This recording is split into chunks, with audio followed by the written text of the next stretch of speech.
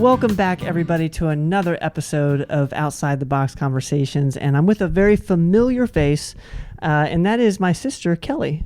Kelly, how's it going? It's going great. Great to be here, bro. You know, and if you don't know, Kelly has a very outside-the-box approach to skincare, to aesthetics, and I, for one, I'm super proud of the things you're doing in the office. I really am. Thank you. And we had talked a little bit before we hit record here, and this is actually probably a selfish podcast for me because the theme is going to be what to do first. Mm-hmm. And why don't you just kind of run with that?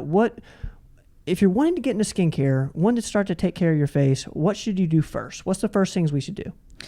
So the first thing that you should do is you got to think, what am I doing every single day? I mean, that is the main thing. Are you washing? Are you toning? I mean, you got to realize, hey, am I not doing something? I'm sorry, rewind that. First, you have to realize what kind of skin you have. Do you have sensitive skin? Do you have acne prone skin? Then you got to think, what am I using? Then you got to think, what's bothering me? What's bothering me in the sense that I just don't like I'm breaking out, something like that? Yeah. Okay, that's actually a pretty good breakdown.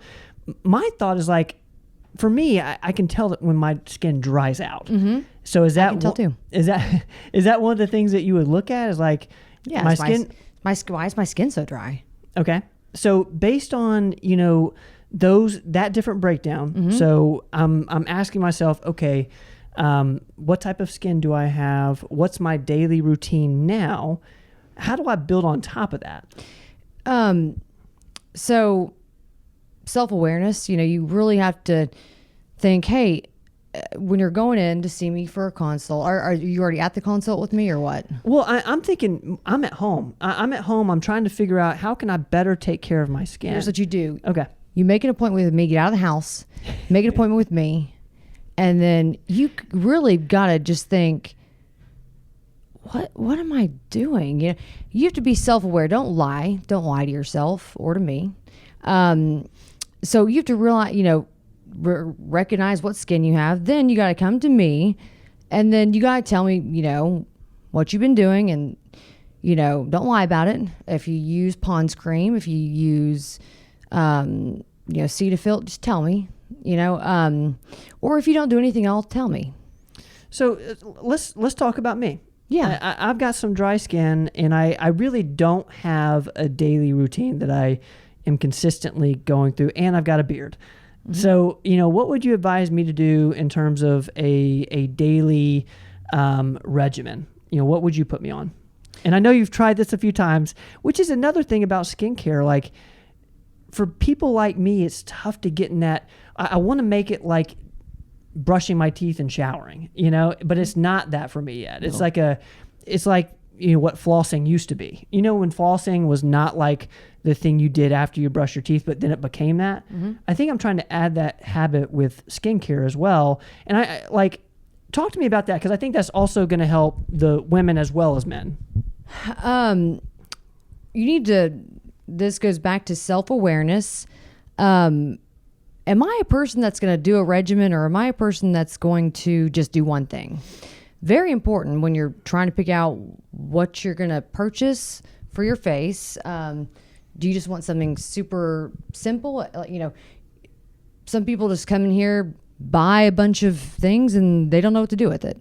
So you need to recognize, hey, I like it simple. I'm going to wash my face, and I don't want to do anything, but force yourself to at least put a moisturizer on, or a serum. One thing, build up one thing at a time. Don't overwhelm yourself. Have you found that there are some people that actually respond well? You mentioned self-awareness a few times, and I think that's actually, a huge insight. You have to know whether or not you need something that's super simple, or whether or not you can handle a pretty intense regimen. I know the answer for me, but do you see people who actually do better when they have 4 to 5 different products they apply daily? Yes, I do. Yeah. I mean, all serums are not equal to each other. So I don't know where I was going with that, but when you come to me and you're like, what do I do? What procedure do I need? I take them back to skincare. What have you been doing? What are you more prone to? Breakouts? Are you dry? Recognize, hey, I'm not going to do this. I'm just going to do one thing. Pick that one thing and then build on top. Some people, if they're on just, a regimen that's like not good products, but you've been on a regimen, that's good. I'm like, that's good. That's good. Now let's get you on our regimen because you like, and they're like, I like a regimen. I like to do like 10 different things. So, Yeah. So when you said serum, it sounded like that was a very fundamental thing that most everybody should be doing, whether that's someone like me who only, needs it to be pretty simple, as well as somebody who wants a pretty intense, skincare regimen. Is that what you're saying? Like, is it serum's like a fundamental thing we all should be doing? We should all be doing a vitamin C serum and a vitamin A at night. A vitamin C and a vitamin A at night. Mm-hmm. What does that do for our skin? So the C is going to protect your skin from environmental damage. It's going to help brighten your skin. It is antioxidants in it. So you do need that. Very, very important. And I prefer a medical grade serum. I just think you're going to get more out of it than if you just purchase something over the counter. But, if that's the first thing you want to do, go ahead and do it and get on something, so that's going to protect. And then the vitamin A is going to help exfoliate the skin. Okay. And it's going to help, with your dark spots, wrinkles. And this is everybody. Like, this is a pretty, across the board from beginner to very advanced. Yes. Okay. Now, what about a moisturizer? Because I've heard you mention that as well. That's what I feel like I need just based on what I'm seeing. Like, I feel like I need a moisturizer. For someone like me, would you say vitamin C, vitamin A, plus a moisturizer? If you're going to do vitamin A, you need a moisturizer on top because it'll dry your skin out and then you're not going to want to do it. Ah, okay. So you need a moisturizer to go with your vitamin C? Yes. So if I were you and you're like, I don't know how to do anything, I'm just going to do one thing, I would say, well, do vitamin C, because if you're not going to put a moisturizer on top, then you've got something on there. Okay, but you don't necessarily have to put a moisturizer on top of the vitamin C. No, I mean, if you're on the dry side, I would. Okay. But if you are oily and, more acne prone, you don't always have to. Okay, so a vitamin C, a vitamin A, for me, a moisturizer, or someone who has a dry skin. How do you build on top of that? If that's a good base, how does somebody build on top of that with the self-awareness of, they understand their skin type? So then that brings me to, that's good. Then you come see me for your next step. Dermaplane, a light peel, something to exfoliate the dead skin cells and just brighten your face to get you in a cycle of coming to me. I'm kind of like your skin therapist. I nurture you, and I really help you figure out what's my goal. Well, you see tons of clients here in the Tri-Cities. What is people's goal with their skin, out of curiosity? Because I've never, I know I'm a guy, but I haven't thought about having a goal. Is that something that most people you see, do they know what their goal is, or did they have one before they came in? Everybody has the goal. They just want to look younger and they don't want to sag. Okay, that's number one. The second one is why do I have so many spots on my face? And then the third one's, why am I breaking out so much? Okay, that's actually, that seems, I can see how almost anybody can relate to one of those three. And for me, I've had some sun damage, and so I'm self-conscious about that. I'm also, my beard gets dry, so I can see beard. I can see where like a moisturizer would really help. Mm-hmm. When you said a peel and a dermaplane, is that a once a month thing? Like, what's a typical good regimen you wouldn't come to me for a dermaplane because I'm not dermaplaning off that beard. But if you came to me, I would just do a light peel on you, wash your face, for you. And, remember when you asked me, how do I wash my face? And I said, here's what you do, Ben. You put the wash on your fingertips. You wet your face, and then you wash. The funny thing is, like, this actually happened, and I can really relate to the people that, you have shown me. You've shown me these things over and over. I've bought the products, but at the same time, it's been such a hard time to get in the habit of it.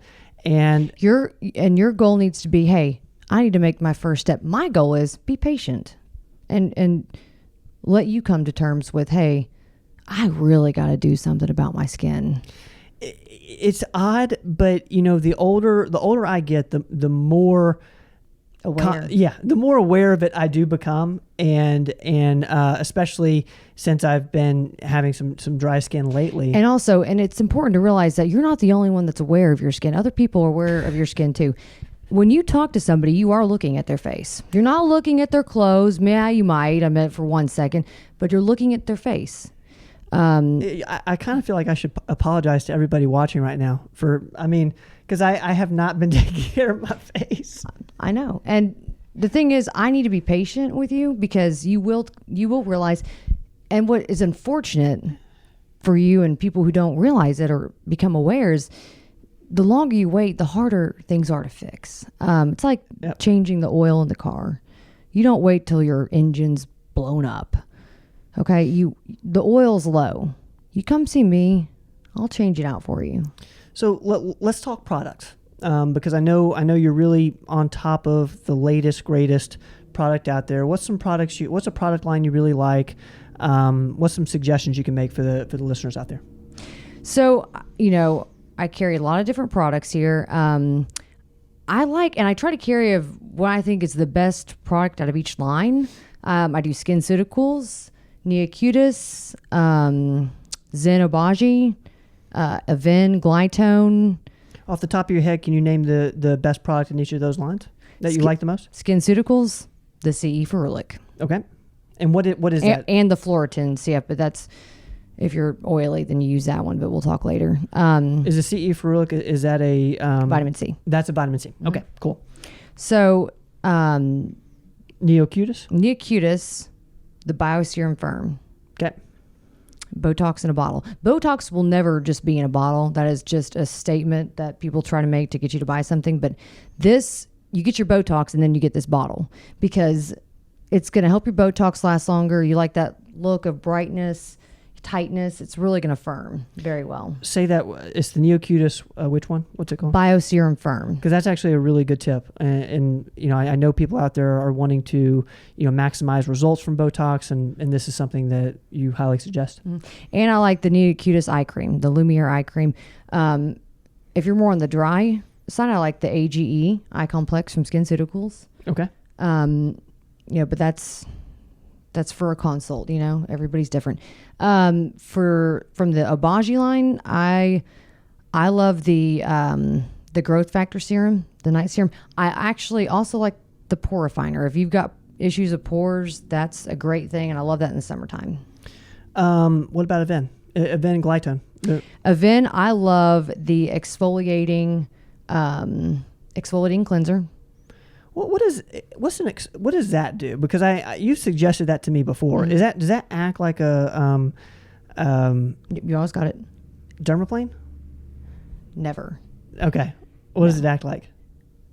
But I'm on the right track. I know I'm on to something. You're on the right track because I know it does some. It sheds off the dead skin. Yes, but okay. It's not gonna. What is it? It's the scrape one. Dermaplane. Yeah, that's great. So this isn't scraping the skin off. It's not getting. It's helping that turnover. It's helping the turnover. It's just good to have an exfoliator to just a really good cleanse to your face. Is that a daily thing? Mm-hmm. Okay. I also like the toner by Glytone, the brightening toner. Okay. And I like the Exericom for body by then. If you have really dry, itchy, irritated skin, it is the best thing for that. I'm going to those are great suggestions, and I'm going to throw you a curveball here because I keep actually hearing this, through all of our channels is, what can you do for baggy eyes, like bags underneath the eyes? Is there any sort of product you suggest for that, or is that more of a procedural type thing? Both. And I know it's obviously you need more sleep most likely, but what would you suggest for someone wanting to get rid of bags underneath their eyes? Because that's really common. Very. I would do oil therapy underneath the eyes that builds collagen. It's safe. And depending on how severe they are, that's going to depend on how many treatments you need. For crow's feet, Botox is great. Okay. And you maintain with your eye cream. Okay, so oil therapy underneath the eyes, Botox for the crow's feet, and you maintain with the AGE eye cream? Yeah, or the Lumiere. Okay, super cool. They all work together, and the important thing to realize is to be aware. What am I going to do? But you also need a push and a shove in the right direction, and that's where I come in. And my goal is to be patient with you.